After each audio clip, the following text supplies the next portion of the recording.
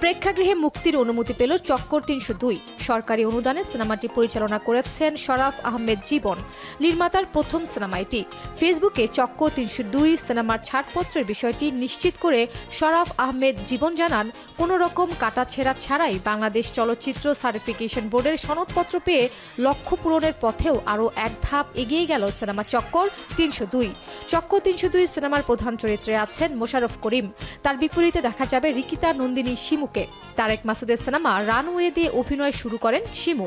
চক্কর ৩০২ সিনেমার জন্য ২০২১-২২ অর্থবছরে ৬৫ লাখ টাকার অনুদান পান জীবন। প্রথমে সিনেমাটির নাম ছিল বিচারালয়। পরবর্তী সময়ে মন্ত্রণালয়ের নির্দেশে নাম পরিবর্তন করে রাখা হয়েছে চক্কর ৩০২।